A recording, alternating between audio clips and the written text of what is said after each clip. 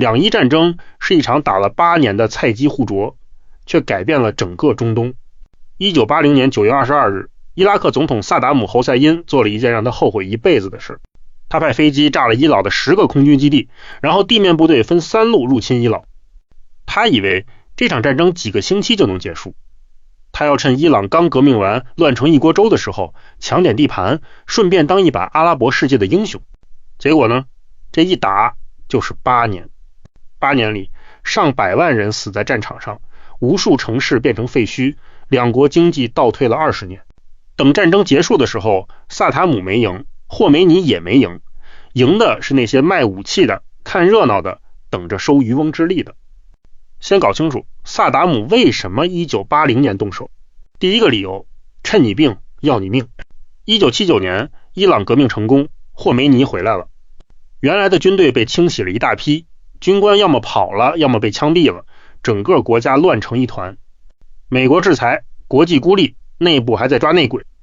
萨达姆一看，这不正是动手的好时机吗？他以为伊朗就像一只刚被拔了牙的老虎，他伸伸脚就能踩死。第二个理由，抢地盘。伊朗和伊拉克一直有领土纠纷，阿拉伯河是两国唯一的出海口，边界线到底画在哪儿，吵了几十年。萨达姆想把整个阿拉伯河占为己有。还有胡奇斯坦省，伊朗的石油大省，阿拉伯人聚居区，萨达姆想煽动那里的阿拉伯人闹独立，然后吞并。第三个理由，当老大。萨达姆一直想当阿拉伯世界的扛把子。伊朗革命后，霍梅尼天天喊输出革命，号召阿拉伯国家的什叶派推翻君主制，沙特、科威特这些君主国吓得发抖。萨达姆说，我来替你们挡住这股宗教瘟疫。他以为打伊朗既能抢地盘，又能当英雄，还能让阿拉伯兄弟给他送钱送武器，一石三鸟，怎么算都是赚。但他算错了一件事，他低估了霍梅尼，更低估了伊朗人。萨达姆打进来的时候，伊朗确实乱，但霍梅尼不是普通人，他做了一件事儿，把一盘散沙的伊朗捏成了一个铁拳，他把战争变成了圣战。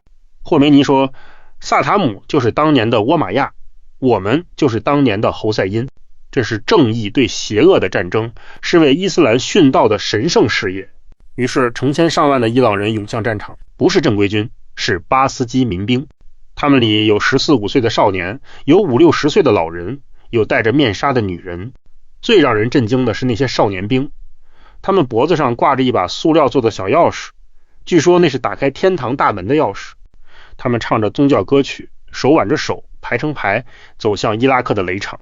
一个人踩雷，炸飞了，后面的人踩着他的尸体继续冲，10个、100个、1000个，就这么冲过去，硬是用人命在雷场里炸出一条路。伊拉克士兵看傻了，他们从来没见过这种打法，这叫人海战术，也叫殉道文化。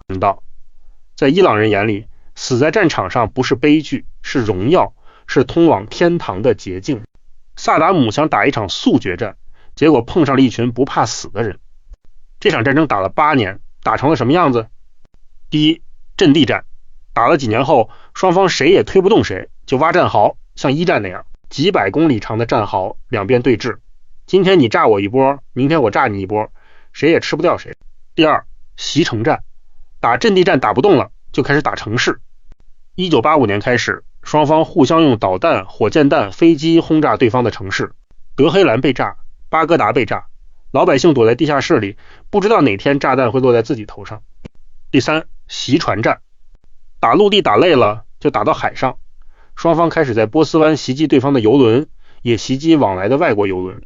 美国海军被卷进去了，跟伊朗在海上打了一仗，击沉了伊朗好几艘军舰。第四，化学战，这是最惨无人道的。伊拉克从西方买了化学武器原料，造出了芥子气、塔崩、沙林，他们用飞机把这些毒气扔到伊朗阵地上。1988年，伊拉克用化学武器袭击了库尔德城镇哈莱卜杰，一次就死了5000多人。伊朗人恨得咬牙切齿，但拿萨达姆没办法。这场战争把人类能用的杀人手段几乎全用了一遍，除了核武器。两伊战争打得这么惨，大国们在干什么？苏联两边卖，主要卖伊拉克，因为伊拉克是苏联的传统盟友。但也偷偷卖一点给伊朗，换点外汇，顺便拉拢关系。美国开始支持伊拉克，为什么？因为伊朗革命后成了美国的头号敌人。美国给伊拉克提供情报、贷款，甚至化学武器的原料。萨达姆用美国的毒气杀伊朗人，美国装作没看见。但美国也干了一件很骚的事，伊朗门事件。